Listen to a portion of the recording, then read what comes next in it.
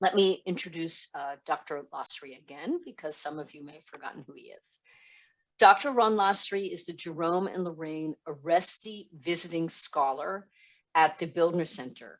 He is a scholar of Sephardic literature and classical rabbinic literature, and his research examines the reception of the Talmudic corpus, of its stories, which many of us know by the term Agadah, within the Jewish communities of medieval Iberia and among the Sephardic diaspora in and around the Mediterranean basin. He is particularly interested in how the use of literary analysis, that is taking seriously the structure and narrative of stories, can enhance our understanding of the cultural history of Sephardic Jews. Dr. Lasry completed his PhD in Hebrew literature at the Ben Gurion University of the Negev, and his dissertation, Yitzhak Abuav's and Yisrael al-Nakawa's Minarat HaMaor, literary evaluation of two anthologies of rabbinic Agadah in 14th century Castile, presented two rival Sephardic interpretations of handling the reception of the Talmudic Agadah. And he is busy adapting his dissertation into a book while a resident visiting scholar here at the Bildner Center. And he has a forthcoming article in the very well-known and important journal, Jewish Quarterly Review. Last week, we met the saint, that is Ha'ari, Luria in Safed. And this week, we're meeting the Queen. Coming after, of course, the holiday of Purim, it's entirely appropriate that we should encounter Queen Esther. So please welcome Dr. Ron Lasry, who will teach us tonight on the Sephardic folklore and literature associated with the Queen. Thank you so much. Thank you very much, Professor Simkov. I think that I will share my presentation now, and we will begin.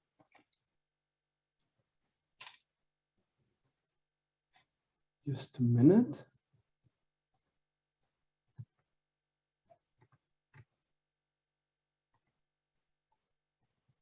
Okay, no, it's not the correct way. Just a minute.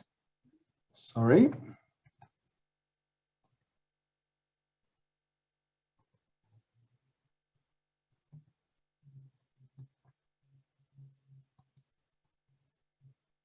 Here it is. Okay, so welcome. Hello, welcome to the second session of this mini course. And today, as Professor Simkov has already noted, we are going to deal with our Queen Esther. And we're going to think what is the connection between Queen Esther from the Bible and conversos. And we're going to try and study these connections and the ways in which Queen Esther was actually a very important hero, folk hero for conversos. Okay, so let's begin. During the last meeting, we maintained that each group of people can have a folklore of its own. But when we are addressing the conversos, we are facing a problem. A converso is a person with a secret. He does not want anyone to know that he is Jewish. How can we explore the folklore of a group that concealed such a secret? And what does Queen Esther, what is her role in this folklore, in this hidden folklore? Let's start and ask these questions. In order to present today's session, we will focus on several topics. I'll present a very partial history of the conversos. Then we'll talk a bit about the biblical Queen Esther and the Book of Esther. We will just view shortly the core practices of Jewish traditions of conversos. And we'll think about the role of Queen Esther in the life of conversos. And just I want to relate to the map. We're talking about a story that is, its plot is located in nowadays Iran, in Persia. Okay, the scroll of Esther, the book of Esther, and it goes all the way to Spain, and from Spain and beyond after the expulsion. So this is quite a trip, geographically and temporally as well. In order to begin our journey, I would like us to think a bit about the mendicant orders. The mendicant monks that we can see their image here on the screen were monks that since the 13th century really were very much present in the Iberian Peninsula and in Europe in general, in Western Europe. And they preach constantly against the Jews. And these are monks that live among the population, not like monks that live in a faraway monastery. The mendicant orders always live near the city. They have great interest in the people. They are talking, they are preaching, and they are also preaching in synagogues. They preach in synagogues with such an enthusiasm that the king orders, one of the kings of Spain, of Aragon and Castile, there are several documents like that, they order the monks not to arrive in groups which are larger than 10 people, and please do not bring clubs. That is, don't bring your baseball bats to the sermon, because they were preaching and hitting. It was quite offensive in many ways. And these monks and their activity is very crucial to the ways in which the riots of 1391 occurred, because their preaching made the atmosphere for this massacre. And I want to go only briefly about the massacre of 1391 because we already talked about it. I will just note that this violent attacks cost in great,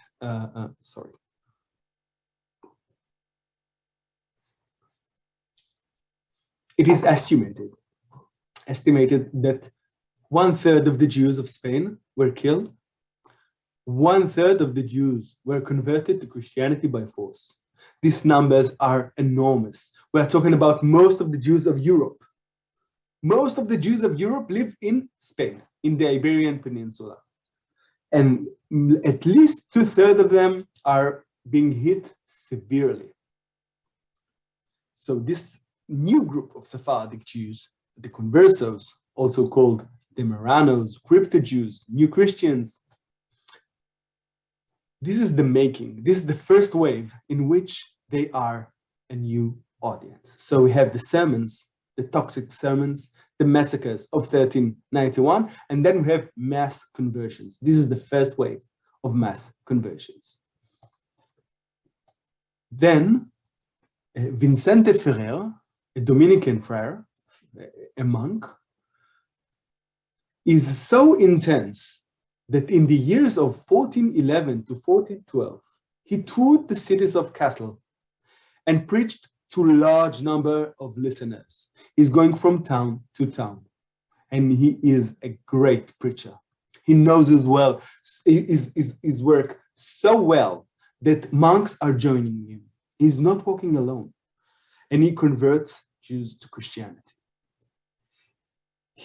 In one instance, he converted 4,000 Jews to Christianity willingly. Vicente Ferrer said that it is not his intention to force by violence the conversion, but he forced by other kinds of violence, threats, intimidation.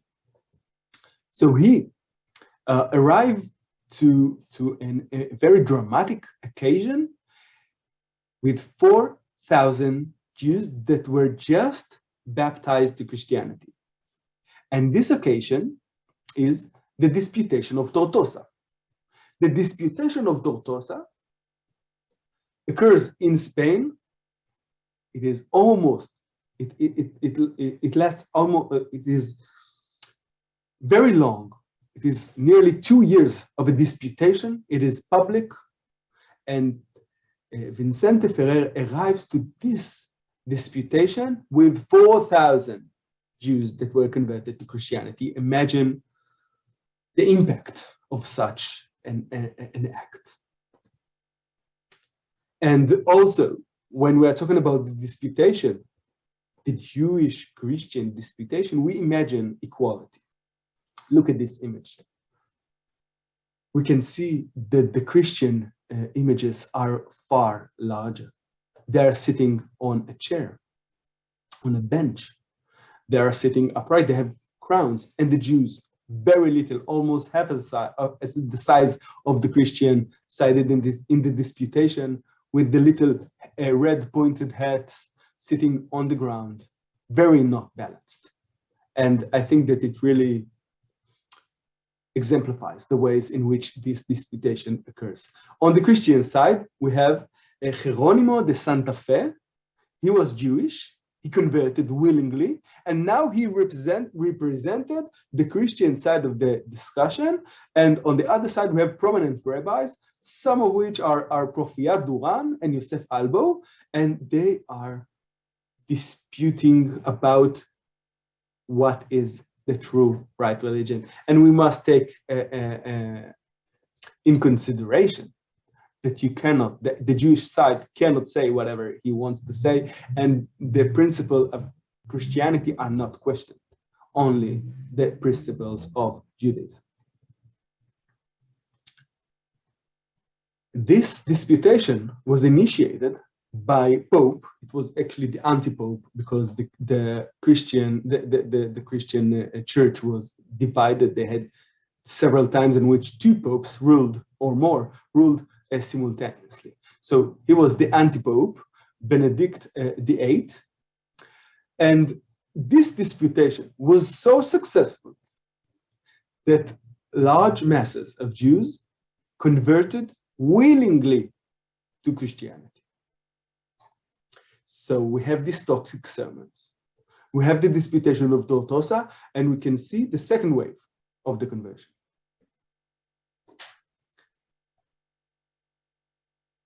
Sorry. Now, only now, we arrive to the expulsion of the Jews from Spain. Only now we arrive to the fact that when the Jews were expelled from Spain, and we can see all of the arrows on the map, the directions to which they fled, okay? And we can remember another arrow, which is absent here from the map, that goes to the Americas, because the year of the expulsion is also the year of the revelation of the New World, okay? And they arrived them as well, and we'll touch upon one Jewish woman that arrived Mexico, and we'll see some of her, just a blink of her life.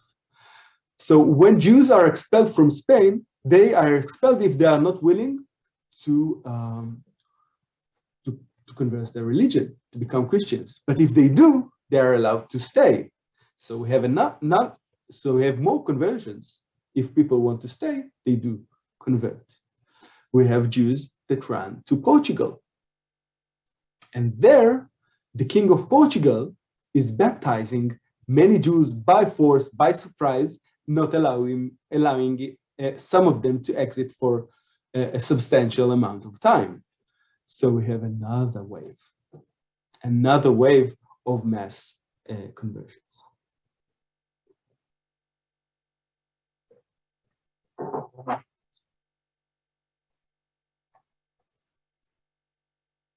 When we are talking about conversions and about conversos, we are talking about different people, different kinds of people, different times. And I want to address one topic, the history of the Inquisition. The Inquisition is not addressing Jews, not in the beginning. It is mostly addressing Christians. The first Inquisition is not the Spanish Inquisition.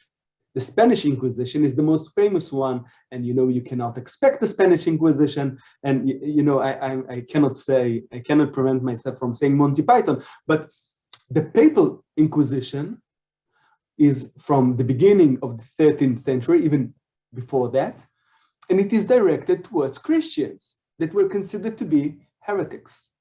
some that, for instance, the Qatari or the Valdanese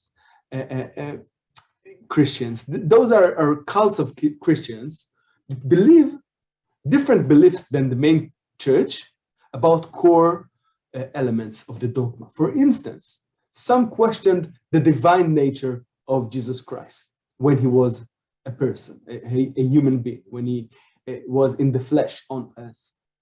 This was intolerable by the church, and because of that, they sent inquisitors to inquisite, to look for those heretics. And when they are searching these people are actually, who are the people that they are sending? Mostly mendicant monks, the Dominicans and the Franciscans that we already talked about.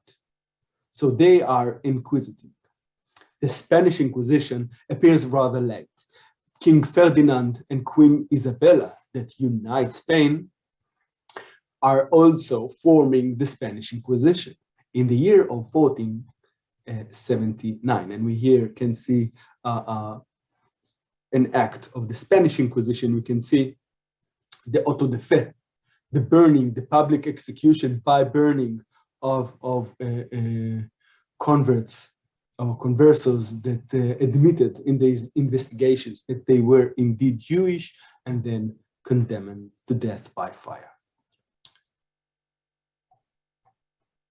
Let's speak about the identity of the conversos for a minute. We have conversos from 1391. We have conversos from 1414. We have conversos from the expulsion from Spain and from Portugal, and we are talking now about a long period of time. So we are talking about a lot of people that has very different life experiences. They all have secrets, okay? They are all holding a secret. They are Jewish in secrecy. And they are also struggling between their Jewish identity and the Christian identity. But some of the cases are very different. Were they born Jewish? Or maybe they were not born Jewish, but actually were born in church as Christians, and then reveal that they are Christian. In what age? Do you reveal when you're 10, when you're 20? It is very different.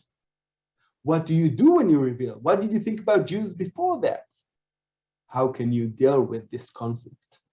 People choose different ways in this kind of conflicts. So I just wanted to note that conversos is not one unit. It's not homogenic. Conversos in Portugal are not conversos in Netherlands. If you flee to Venice, you are not the same as the person that lives now in Mexico. These are completely different cases, but still we find a lot of core elements of this double identity, because these people are not only Jews that are practicing Judaism and now forced to be Christian, because they are also Christian and Jews, and this is very complex because they are puzzled themselves, some of them, but I want just to open the opportunity to see them as complex persons. I would like to hear now if there are any questions at that stage of time. I have a question that I don't think you're going to want to hear. That's great. People would like you to reflect on the story that you didn't finish last week. Okay. I have the slide. I think that I have the slide. Let's preserve it to the end of the talk. Well, I just wanted to tell you that people wanted that, and the story that I know you didn't tell, right? the story that you didn't tell. Okay. If you think it would be better after you introduce the Esther material, that's your prerogative.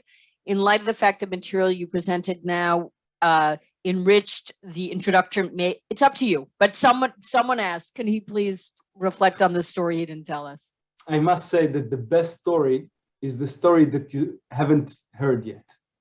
Okay, so this is the potential of this story, and I would gladly tell it, but I think that it is better now for us to continue with this. It's not dealing with conversos. So I think Okay. that it won't be correct to tell Okay. it now. Okay. Well, we'll see if we have time. Otherwise, you're going to owe our public. So I'll begin the next session with the story, and maybe Okay. with the other things that I will not promise today and won't supply. Right. So I think, I think that we don't have any other questions in the chat, and because in the interest of time, because I know you have so much, you've got so much to communicate in such great ways. So why don't we just turn it back to you then? That's great. Okay. Okay, so let's go forward. Let's go back to our elephant from last time. When we talked about folklore, we said that it was like an elephant. It has many sides. But let's address the elephant in the room. How can we talk about the folklore of conversos if they are hiding their identity? They are living in grave danger. If the secret of their identity is revealed, they are going to be executed. It is very severe and very simple, unfortunately. So how am I talking about their folklore? Let's see. In order to talk about their folklore, we're going to go through several issues or short introductions. We're going to talk about the role of women in preserving Jewish identity of the conversos. We're going to see some core practices, partial core practices of Jewish tradition in the life of conversos.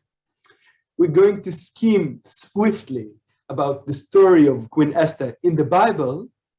We're going to know the prayer of Queen Esther, and then we're going to know what is her role in the life of the conversos.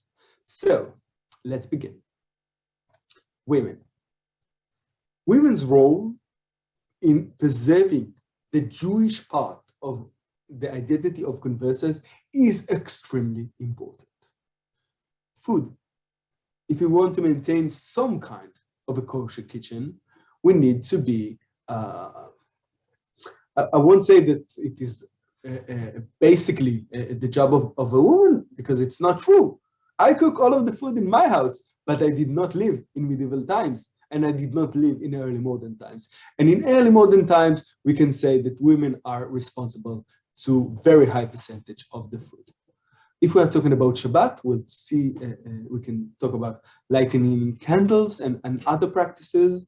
If we're talking about education, if we're talking about oral traditions, we're talking about feminine practices or practices in which women has really great role in. You know, I just saw today a movie about the Mossad, and an agent of the Israeli intelligence agency said that the Mossad allows his agents to speak with the partner about their experiences. That is because if you're holding a secret, you're a spy, maybe it is better that you will be allowed to tell one person, this one person that you share your life with.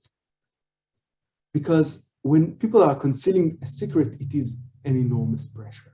And when two Jews or two conversos are marrying secretly in a Jewish ceremony maybe, and then in the church, they are partners. They are partners and they have a common secret and they must collaborate. Each one of them can, ruin their lives in a very, very quick manner. Okay, so we have the do's and we have the don'ts. So when we are talking about Shabbat, you can light candles in Shabbat. You light candles each and every evening because you have no electricity, right? So when you light candles in Shabbat, but you don't want people to know that you light candles for Shabbat, maybe you can light more candles on Shabbat Eve. Maybe you can forget turning them off because you're not supposed to turn them off on the eve of Shabbat. Maybe today you'll take a bath. People did not bathe that often in medieval times. But maybe today you'll take a special bath for Shabbat. Maybe you will dress up. It's a special day for you. No one can know that you just dressed up for Shabbat. And you can also eat foods that are suitable for Shabbat. Chunt. Okay, Jews are eating all kinds of chuns. chamin all around the world, and you know the reasons why. And maybe you also eat this special dish that is preserved for Shabbat. Now we have the don'ts. If you want to eat kosher food, this is very difficult. For instance, if you want to eat kosher in Pesach while you're a converso, seems like an extremely difficult task. But there is a tendency to avoid eating non-kosher food, for instance, pork. There are some testimonies of conversos that are eating pork. For instance, you're invited to dinner with friends, and those friends are Christians, and they serving whatever they are serving, and you can eat and you can not eat. But if you won't eat pork, you are a suspect. And if people know about your past, you are a suspect. So you eat. And people are reporting that after going back home from dinner, they are vomiting. They are vomiting in order not to eat, to undo this act of eating. And for instance, you can eat Jewish foods that are suitable for Jewish ceremonies. For instance, if someone is dead, and this is Shiva, and everyone are mourning, you can serve eggs. And we know that eating an egg on a Shiva is a Jewish tradition. No one knows that the Christian people are not necessarily aware of that tradition, and eggs is just food. You can serve it and you can maintain this tradition secretly. The other aspect of eating non-kosher food is not eating at all. Conversos used to fast. Some of them used to fast on Mondays and on Thursdays constantly. And we can see here the guilt. We can feel the guilt and the shame and the repentance and the desire to cleanse yourself. We have the fast of Yom Kippur as well, which also holds this ultimate desire to clean yourself from your sins. But we have another fairly unexpected fast, which is maybe the most important occasion of the year for conversos, and that is the fast of Esther. In Judaism, we used to fast for 1 day, but conversos fasted for 3 days. It was extremely important. We have many reports about that. We'll touch upon it in the following. So, what about Queen Esther? Let's go briefly and see the story, the biblical story about Queen Esther. I know that you all know it. I will just skim it briefly, and I'll present something which is magnificent to my understanding. See this great painting, and notice the writing. This is actually Hebrew letters, but the language is Persian. It is Judeo-Persian text about the scroll of Esther, and I liked it because of the connection between Purim and the book of Esther and nowadays Iran. So the story, I'll try to tell it real quick. There are a lot of details in this story, a lot of details. So there is King Ahasuerus. He's married to Queen Vashti. She does not appear to the banquet after he invites her, so he divorces her, right? Then the king needs a new wife. Queen Esther is chosen to be his new wife. And then, and this is very important for our story, for this rereading of this story, Mordechai, Esther's uncle, asked her to hide her Jewish identity. So she marries King Ahasuerus, and she doesn't tell him that she's Jewish for a prolonged time. Then Mordechai is saving the king for an attempt of assassination.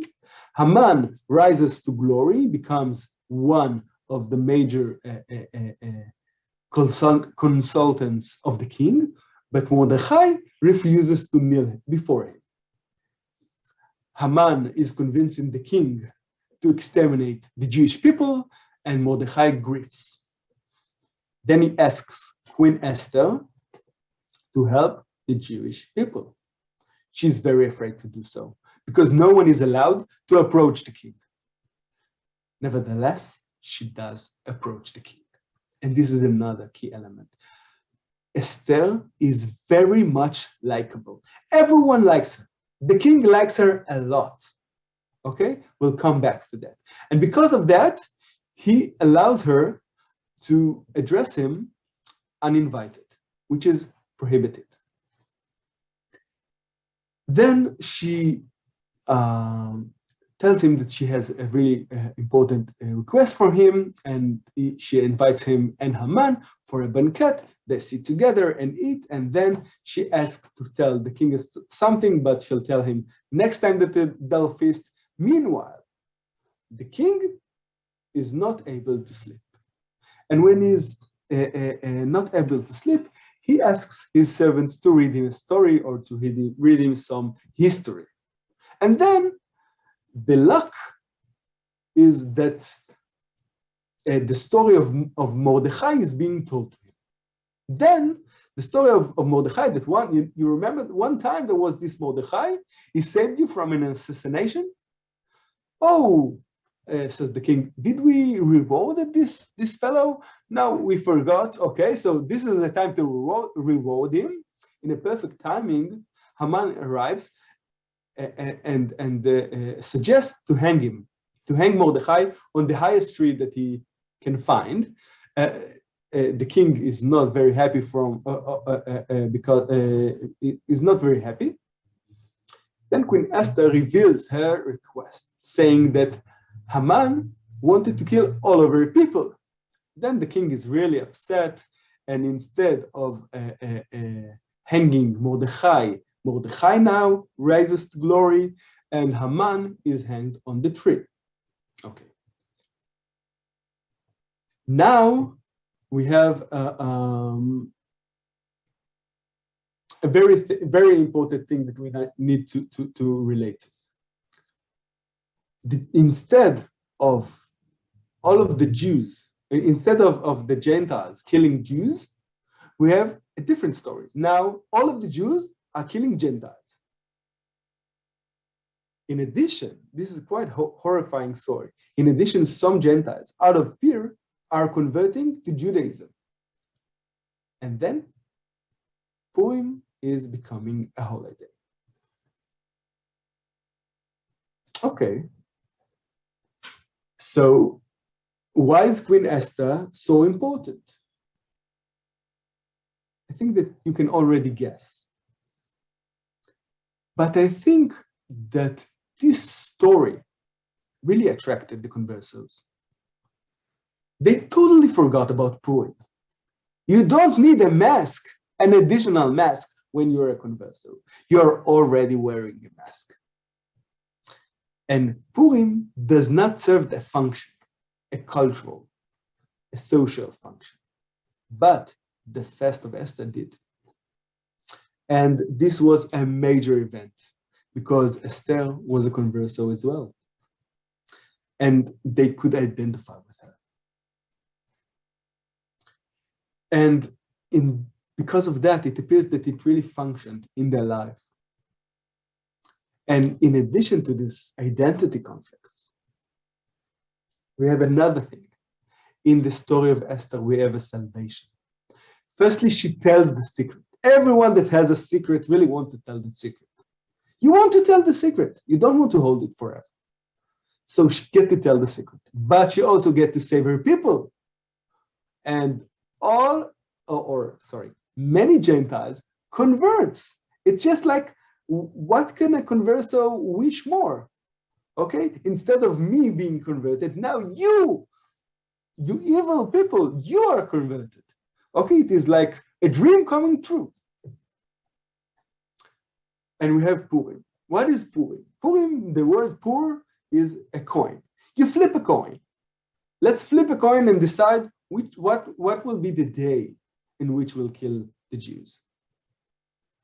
And in Hebrew, you say, v'nafochu. We turn it over. We turn it over. So you flip a coin and it turns over and then does it goes on this way or on that way? It's a gamble. And this is the way that the plot of the scroll of Esther is really going. The opposite happened. The Jews were under grave danger, and now the Gentiles are under grave danger. Haman rose up, now he's dead. Now Mordechai rose up.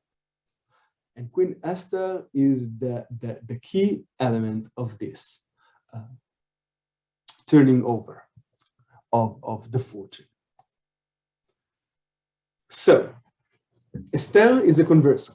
She's not telling, but Esther still did not reveal her race or her birth. And Esther magedet moladeta vet ama. Esther is not revealing. She is a converser. She has a secret. She acts as if she is Gentile for a prolonged time. She pretends. She stays loyal to her people, although she pretended for so long. And she does so even in the price of risking her own life. And everyone likes her. You remember that I told you that it's important to notice that everyone likes her. Conversos are not liked by anybody. The Jews are not liking them because they are not Jews enough. And the Christian are not liking them because they are actually Jews to their opinion many times. But Esther, everyone likes Esther. And she gets to reveal her identity. She gets to save her people. And this finale, the Gentiles are now actually becoming Jews, is quite a wish coming true. So we have like another move, another thing which is quite surprising. How do we know that what I'm saying is true? How do we know that conversos related to Queen Esther in such a severe manner? We know it because of the reports of no other than the Inquisition. The Inquisition is talking to a person. They ask questions, they reveal secrets, and they write it down. And they save these files. And we have many files of the Inquisition. And we have one file of the daughter of Francisco Rodriguez Matos. This daughter was caught by the Inquisition in Mexico in the 16th century. And when she was caught, she admitted that she is a converso. And she quoted the prayer of Queen Esther. Okay, we know the prayer of Queen Esther, right? Just a moment. Did Esther actually pray? If you look in our Bible, she didn't pray. We don't have the text. This converso has a long text of this prayer. Where is this text coming from? If we're looking at the 4th chapter of the book of Esther, in the Hebrew text, we won't find any prayer. But in the some Christian texts that are based on the Greek translation from antiquity, we will find this prayer. And this question is, I think that the main question is, which Bible do you read? Do you read the Bible in Hebrew? Do you read the Bible in Latin? Do you read the Masoretic text, the Jewish translations of the Bible that actually are holding a translation, a supplement of the prayer of Queen Esther? And I think my friend Ronnie Cohen, which is an expert in this area, that just wrote a dissertation on this area of parodic works on the banquet of Purim. But in medieval times and early modern times. But let's return to our text. So where is this prayer coming from? Which kind of Bible is she reading? Does she read the Masoretic text, our Bible, the Hebrew Bible? Does she read Jewish translations? Does she read Midrashic translations? or maybe she's reading a Christian Bible, maybe the Septuaginta, or the Vulgata, or King James Bible, or translation to Spanish. A Catholic Bible and Protestant Bible are different. This is the prayer that she's quoting. When we look at the Jewish Bible, we see that in the verse number 17, the 4th chapter ends. But if you'll see, I see that this slide is quite not organized in the best way. And we see that we have the 18th verse, the 19th verse, the 20th, the 21. We have an addition to the Hebrew text in the Septuaginta, the translation to Greek from antique times, and listen to this prayer, to the beginning of it. Oh my Lord, you alone are our King. Help me, I who am alone and have no helper except you, because my danger is in my hand.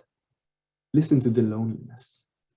The loneliness of a person that feels that he has no one to address but the Lord. And it is not such a big surprise that the daughter of this converso family felt so connected to this prayer that she knew it by heart. And because she knew it by heart, the scribes wrote it down, and we know that she prays her prayer maybe in the times of the fast of Esther is the prayer from the Christian Bible. So let me ask you, is this a Jewish thing? Is this a Christian thing? It is a converso thing. This is the tradition of conversos. It is always mixed. It is always a couple of things together. It is always a combination of two things at least. I just want to show one more slide. I was quite surprised to see this icona. This icona or icon is of the righteous Esther. But Christianity never appointed Queen Esther as a saint. So who is selling an icon of Queen Esther? And who is selling is also rising up the question, who is buying?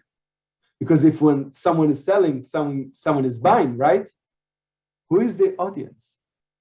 So the church did not appoint Queen Esther as a saint, but the people maybe did. Some of the saints of the church are becoming first the saints of the people, and the people decides that they're saints, and the people are going to the graves of those saints, and then the church nominates them as saints.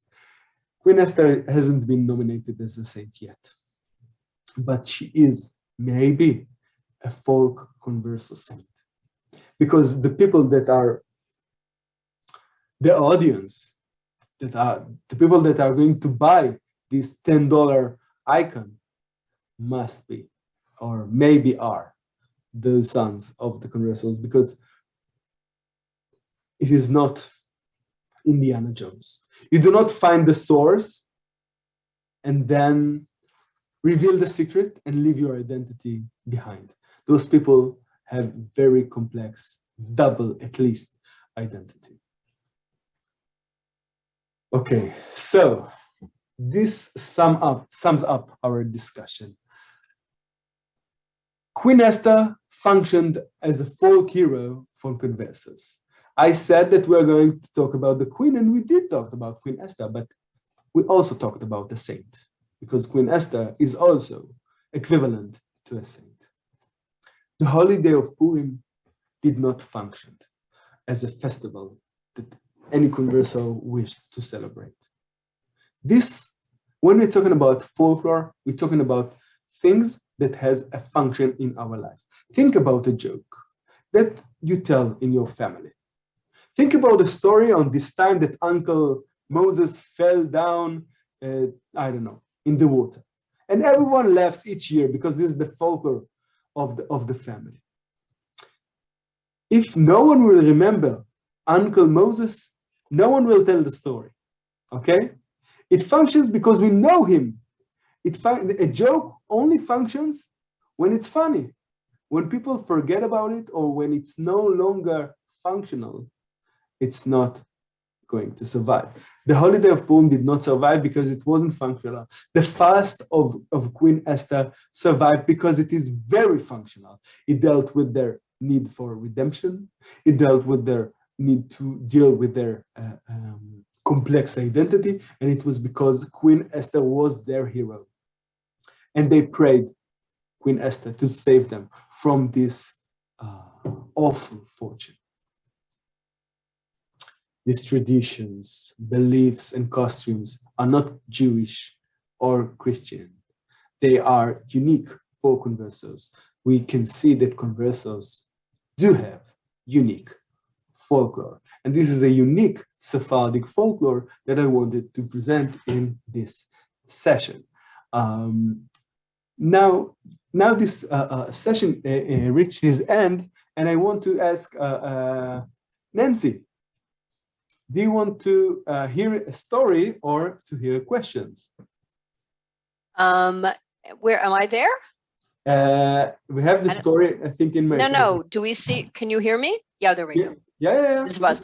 Well, I have a couple of questions that came through the chat. So I think I'm looking at it 7:48. Let's pose them. You'll react to them. And then we can sort of end with your other story. But I think you're right thematically to stay on the questions of conversos. So here are a couple of questions. Someone in the audience wanted to know about the marriage patterns of conversos. So the straightforward question is, did conversos marry only other conversos? And how do we know these things also, particularly post-Inquisition, right? Inquisitorial documents we have from both the Papal Inquisition and then the Spanish Inquisition. But what happens in the 16th and 17th century? I know it's going a little bit further from your field of direct expertise. So there's questions about marriage patterns and how do we know about marriage patterns? Okay, so marriage patterns are diverse. This is precisely what I wanted to say, because some Jews we know from inquisitional reports are marrying Jews in secret, and afterwards they're having a ceremony in church. So we know because we have reports of the Inquisition. But what happens after the Inquisition ceases from operating? So we have, for instance, Santa Esterica. It's a village in Spain, I don't remember its name, that has just a writing in a temple of Santa Esterica. Who is Santa Esterica, if not our hero today? I need to get a hold of this, to get a picture of it. I didn't find a picture of it. I wanted to present it today. But this is one way in which we can learn today about conversos. Another way is by experiences, okay? We can relate to stories such as a person enters a church, and before he I don't remember how to say it in English. He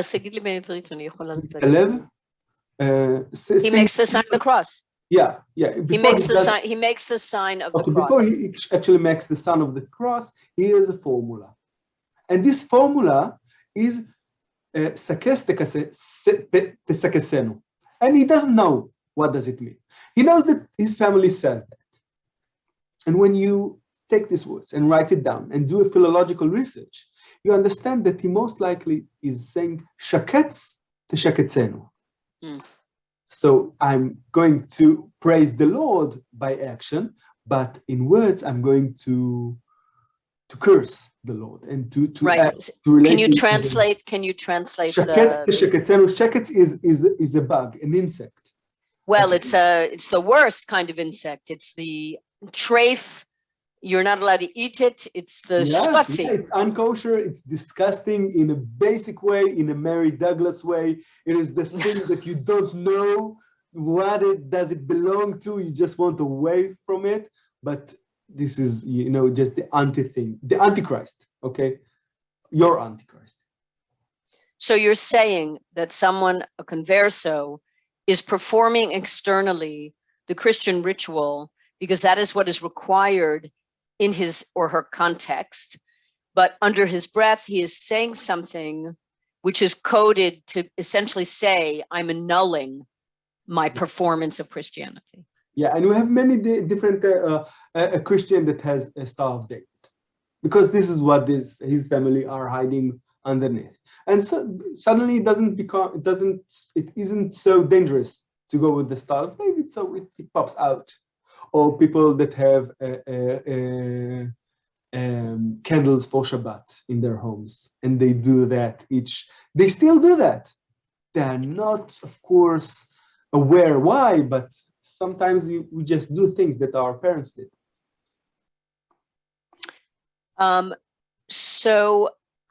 Another question, again, it's a little bit about sources.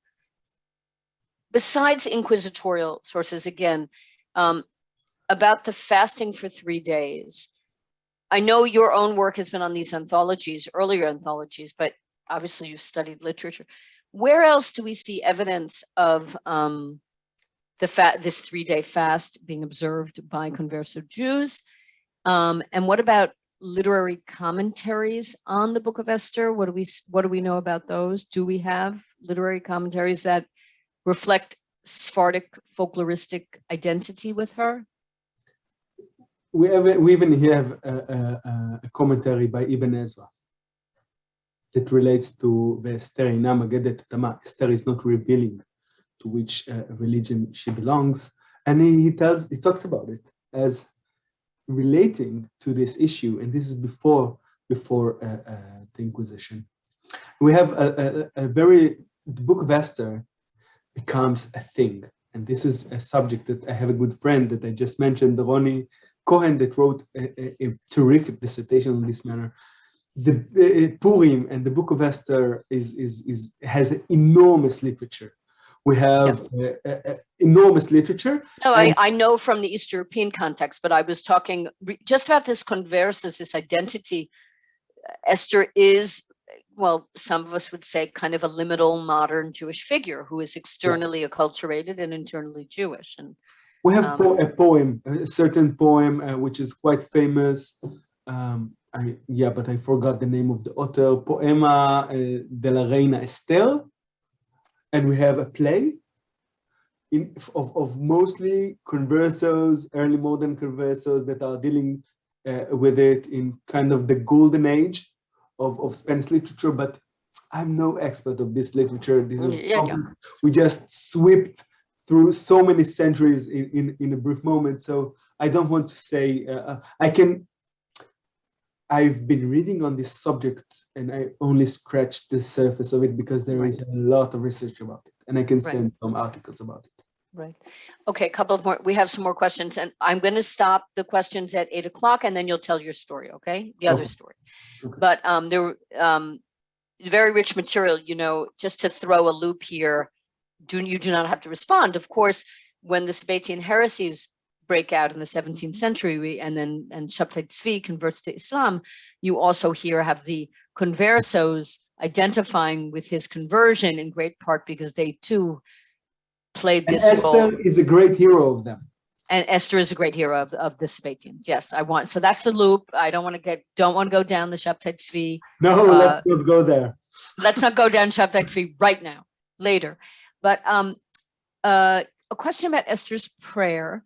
So just so I think our audience understands, and this is just to clarify, simultaneous with Hebrew translations are Greek translations of sacred canonical Jewish works, and then they get transmitted and disseminated, and they're lost, quote unquote, to the Jews. The rabbinic Jews preserve Hebrew and Aramaic texts. They don't preserve Greek texts for the most part. So those are called apocrypha texts outside the canon, the sacred canon of the Jews. But some of those texts are written by Jews themselves in antiquity. So you were referring to Esther's prayer, which comes down to us scholars as something from the apocryphal tradition. So I have a question. Does it ever get re-Judaized into Jewish languages or never?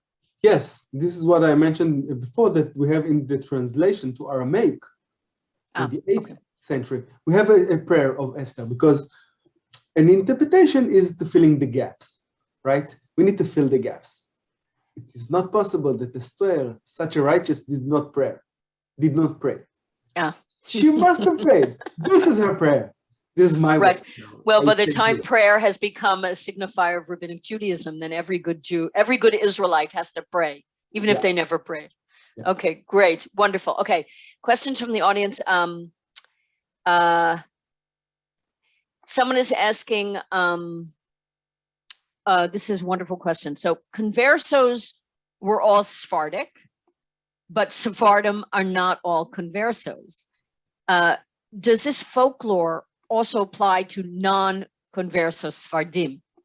Yeah, we have like a story that Professor Tamar Alexander is dealing with in her book, and this story is briefly telling about a Jewish person in the Ottoman Empire that is falling in love with a Christian girl, and he decides that she's the one, and he marries her. And he doesn't tell his parents, and he's living in her house, and this is very nice for him, and 3 years passes, and then he understands that this is not for him. So in the Lent period of time, he tells his wife, let's invite your father. And then he fixed a dinner with meat, with lamb meat. And his wife, it's a Lent, we cannot serve meat, it's not the time, the correct time. Let me be the man of the house and I'll decide. And he does that, and they do invite the father, and the father is shocked. How can a person eat eat meat during the Lent?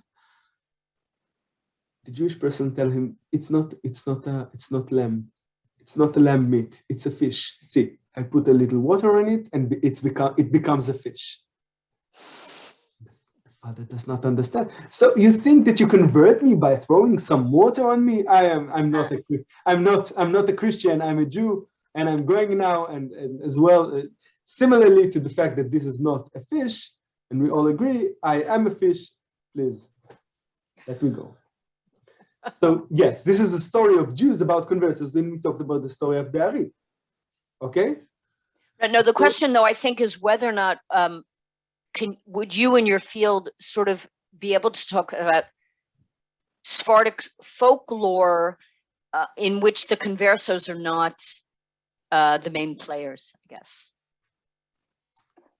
Or is the converso experience so fundamental to the late Sephardic Iberian experience that they become central? Okay, so let's relate to this story. This story is mocking the baptism. Right. So this is one way of relating to it, because conversions are, it embarrasses the Judaism. The conversos embarrasses the mainstream Judaism. They do not know what to do with these persons. Israel stays Israel. He stays a fish. He's still the same, even though he was baptized. But still, it is complicated. And because of that, it is a matter of a humoristic story. And the story of Dari is very important. The converso is just a side figure. It's not central. It just sweeps by. And we see that the converso should be embraced. And we see that the converso holds great secrets. So we see that, but he also does not know how to read and write. So you have this heritage. Okay, for instance, En Yaakov. Okay, we're talking about En Yaakov. In history. Wait, just tell people what it is. Anthology. Yeah. I'm continuing to discuss with you. En Yaakov is an anthology from early 16th century, written by Yaakov ibn Habib. it was written, the second part of it, it's an anthology of Agadah, of stories from the Talmud. The second part of it was written by Levi ibn Habib. And if I'm not mistaken, Levi ibn Habib was baptized in Portugal. Yeah. Is he a Jew? Is he a Christian? What are we going to do about it? He's writing a central half of a book which is so central to Judaism. It's not just literature, it's also history, and it comes and goes. When Shabtai Tzvi arrives, we have another form of religion, of conversion. Okay, so it's quite central, I think, to the Jewish experience and also to Sephardic experience. I think that I answered, I'm not sure. If I didn't, tell me. No, it's you did and you didn't. How about that? But that's okay. That's okay. I'm going to throw out two questions that you don't have to answer live, as we say, but take them and maybe we could just shoot them to Jenny Gurman and then they can go out to the public. People wanted to know about special, are there distinctive Spanish surnames that can be traced to the conversos? And did they get to choose their own names or did they have to change their names? Someone wants to know, people always want to know if Columbus was a converso. And so those are just sort of put them in your pocket. You have many suspects of being conversos. Okay, Cervantes as well. Miguel Cervantes is also a suspect of being converso. We don't know. I don't know. You have research and we can read the research about it. And the first question about the surnames, we do have people that are dealing with surnames of conversos. We have some research I can send you if you'd like. But about names, I just encountered one Isabella that when she converted to Judaism, changed her name to Esther. Mm-hmm. Okay, so I'm not saying that it is white, but names are important to people, and people sometimes change their names. And we have Esther actually is a very, very Sephardic name. Mm. My mother's name is Esther. Okay. Well, that's evidence. That's evidence. For me, this is everything. Okay. No, many Jews, there is research, I can send you the book. Yeah, it's very common name in Sephardic. Okay, so now for our very patient audience, if you can take 4 minutes to tell them the story about Ha'ari, go back to our saint that we did not get to do, and then I'll close up with telling people about our last public program. So go ahead. Okay. I'm sharing the... Yeah, I'm taking them. Okay. Okay, so this is our story. How did the Ari become a hero? We have many anthologies that tell stories about the Ari as a saint. Sasson Chai Castiel lived in the early 18th century and is telling a story about the Ari. And his story, he is telling that when the Ari was born, he was born in a kind of a miraculous way. And after he was born, because do you remember that we always tell stories or seldom tell stories about the day in which the saint was born, or stories before his birth. So Elijah the prophet arrived to his parents. And when he arrives to his parents, he tells them that they'll have a child. And they're extremely surprised because this is their first and their only child. And when this child is born, he is not able to eat, to be breastfed by his mother. And people, this is what I liked about this story is how human this is, how very basic and human. I have 2 kids, and there is this point in time. Will it work? Will he be able to be fed by his mother? And the Ari was not able. And all of the neighbors are fighting. Who will be the one that could breastfeed? This one says, I will breastfeed him, and this one says, I will breastfeed him, and he does not accept any one of them. The Ari has a strong opinion as a baby. And his father, Moses, is very sad, and he does not know what to do, and he goes to the synagogue and he prays to the Lord, and then Elijah appears to him. And Elijah is telling to him, don't be afraid. Let me, I'll do it.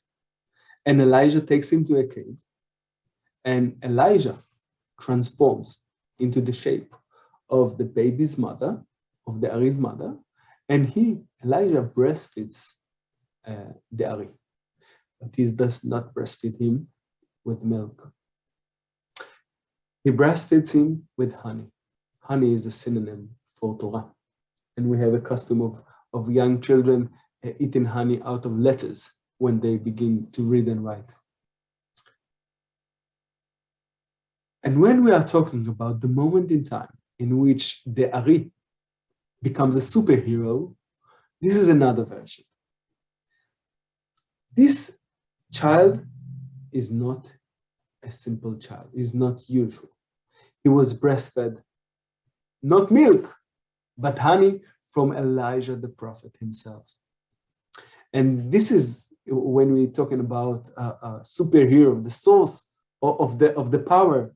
This can also be linked to the source of the Ari's power. And sadly enough, we don't have all of the stories about the Ari in Sasson Chai Castiel's composition, because we have only the beginning of the story. But did the Ari got his powers from the secret book of the Conversos? Did he get these powers from the honey that he received from Elijah? We cannot tell, because this is not history. This is folk literature. As Elnanda says, we have many stories, and they're building a character. Thank you. Great. Okay, I'm not sure I don't see myself again, but you hear me? Yeah, also here. Okay, beautiful. Okay, so thank you so much, Dr. Lasri. Wonderful teaching, so illuminating. And I think that you know me, or my audience knows me, I'm a very hard-boiled historian. So I really appreciate the depth of the way you are giving people a sense of the power of literary narrative and what it means to people. And arguably, more people are moved by folklore and stories than they are by hard-boiled historians. Oh, well. Anyway, thank you so much. Next week is our last session. It's the same time, 7 o'clock Monday night. And the third section is on the Joker. And I'm not even sure who that Joker is going to be. What we'll find out from Dr. Lasri. You want to say? Juha. Juha. Do you know Juha? We'll find out more about him. Yeah. And I wanted to tell everyone that we have another event, a co-sponsored event on April 6th, which is a musical event put on by Professor Rebecca Sipis of the Mason Gross Conservatory here at Rutgers. She's a musicologist and also administrator at Mason Gross, and a wonderful, wonderful musician. And the concert is called Exile, Music of the Early Modern Jewish Diaspora, 7:30 in person and live streamed at Mason Gross. And it is a concert with spoken commentary that explores Jewish musical culture in early modern Europe and its encounters with other traditions. And there will be, it is played by period musicians playing period instruments. The ensemble is called Incantare, and I have no doubt that it will be exquisite. So again, April 6th at 7:30, and then next week on Monday, the last section of our course with Dr. Lasri. So thank you so much. Again, it's recorded. It will be recorded. It's recorded and will be posted, so you can share it with other people. And thank you so much for your questions and your attention. And thank you to Dr. Lasri. We will see you next week.